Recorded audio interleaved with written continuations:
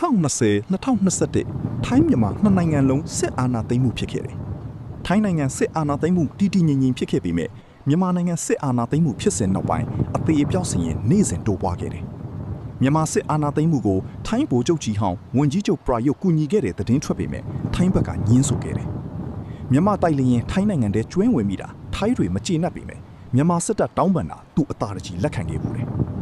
2025ကထိုင်းနိုင်ငံအမျိုးသားပြည်တွင်းထုတ်ကုန် GDP အမေရိကန်ဒေါ်လာ960ဘီလီယံရှိခဲ့ပြီးမြန်မာက GDP 85ဘီလီယံပဲရှိခဲ့တယ်။2025ကကမ္ဘာမှာထိုင်းစစ်အင်အားအဆင့်24မြန်မာစစ်အင်အားအဆင့်35ရှိခဲ့တယ်။ရာဇဝင်တွေကတပင်းရွှေထီးဘရင်နှောက်အလောင်းပရားနဲ့စင်ဖြူရှင်မင်းများခေတ်ကိုမတားကြကြပါနဲ့တော့။တိုးရွှေမြန်မာတွေရိုးတရားထိုင်းစီကတင်ယူစရာအများကြီးရှိနေတယ်။ ဒါပေမဲ့မြန်မာပြည်မှာစစ်အာဏာသိမ်းရင်တက်ချုပ်အဆုံးဖြတ်ကအပြည့်ပြတ်ဖြစ်တယ်တက်ချုပ်အထက်ဘယ်သူမှရှိခွင့်မပေးဘူးအကျဉ်းကြီးစစ်ဆေးစီးရင်နိုင်ခွင့်ရှိတဲ့စစ်ခုံရုံးများကြောင့်စက်ကြဝဠာမင်းထက်တက်ချုပ်အာဏာပိုကြီးမှပြင်းထန်ခဲ့တယ်ထိုင်းနိုင်ငံမှာစစ်အာဏာသိမ်းပြီးတိုင်းမှုတက်မမှုများဝင်ကြီးတက်မလုပ်ကြပြီမဲ့မြန်မာပြည်ကစစ်ဖို့ကြီးများအစုလိုက်အပြုတ်လိုက်အုံနဲ့ချင်းနဲ့ဝင်ကြီးတက်လုပ်ကြပြီနိုင်ငံအုပ်ချုပ်ရေးစီးပွားရေးရာတရားတစ်ခုလုံးအမိန့်အရာချုပ်ကင်ခဲ့ကြတယ်ထိုင်းမှာစစ်အာဏာသိမ်းပြီးလူဖမ်းပွဲမကျင်းပပြီမဲ့မြန်မာပြည်မှာအာဏာသိမ်းတိုင်းလူဖမ်းပွဲချိန်သိကျင်းပါလေရှိခဲ့ကြတယ်။အသိပညာရှင်အတတ်ပညာရှင်စာရေးဆရာကျောင်းသားအမှုပညာရှင်ဖုန်းကြီးဘယ်သူမှမကြံစရဘူးအကုန်ဖမ်းထောင်ချခဲ့ကြတယ်။ဒါကြောင့်စစ်အာဏာသိမ်းပြီးတိုင်းတူးပေမဲ့တိုးတက်ဆုပ်ယုပ်မှုတွေမတူနိုင်ကြဘူးယူဆမိပါတယ်။လာအိုမြန်မာထိုင်းသုံးပွင့်ဆိုင်နာမည်ကျော်ရွှေထရီကန်ဒေတာဟာကမ္ဘာဘိန်းထုတ်လုပ်မှုဒုတိယလိုက်ပြီးမူရည်စီးပြထုတ်လုပ်မှုကမ္ဘာ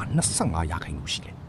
မြန်မာနိုင်ငံဟာဘိန်းကုန်းကူးမှုကအကျိုးအမြတ်အကြီးအကျယ်ရနေလို့ဘိန်းပပြောင်းလို့ဆုံးဖို့ခက်ခဲတာရှမ်းဖို့ချုပ်ယူဆက်ပြောဘူးတယ်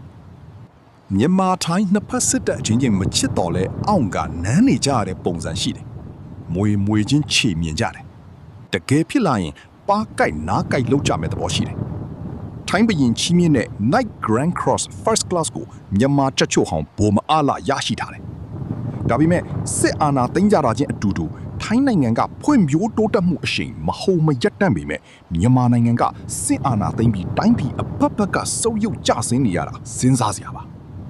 ထိုင်းစစ်တပ်ကပြည်သူစန္ဒမိတ်နဲ့တက်လာတဲ့နိုင်ငံရေးပါတီကဝင်ကြီးချုပ်ကိုမကြိုက်လို့စစ်အာဏာသိမ်းပြီးမြန်မာစစ်တပ်ကစစ်အာဏာရှင်စနစ်ကိုထိန်းသိမ်းစောင့်ရှောက်နိုင်ဖို့အတွက်စစ်အာဏာသိမ်းရခြင်းကအဓိကအချက်ဖြစ်ခဲ့လိမ့်မယ်ထိုင်းမှာဘလောက်အာဏာသိမ်းဘရင်အကြံပေးကောင်စီနဲ့ထိုင်းဘရင်ကိုတစ္ဆာစောင့်တိမှုလုံးဝမပြတ်ရင်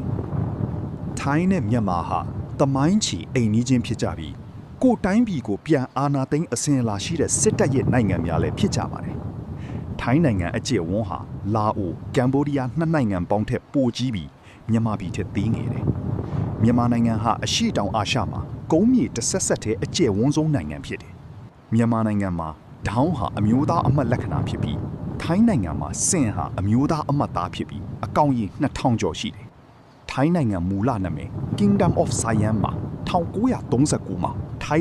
Thailand တရားဝင်အမည်ပြောင်းခဲ့တယ်။မြန်မာနိုင်ငံဟာ1989မှာဗမာနိုင်ငံ Union of Burma မှာမြန်မာနိုင်ငံ Union of Myanmar အမည်ပြောင်းလဲခဲ့တယ်။မြန်မာနဲ့ထိုင်းနိုင်ငံဟာဗုဒ္ဓဘာသာကိုးကွယ်သူ95%စီရှိကြပေမဲ့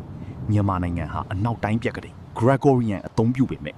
ထိုင်းနိုင်ငံဟာဗုဒ္ဓသာသနာနှစ်ကိုအသုံးပြုတယ်။အနောက်တိုင်းပြက်ကလေးကို943နှစ်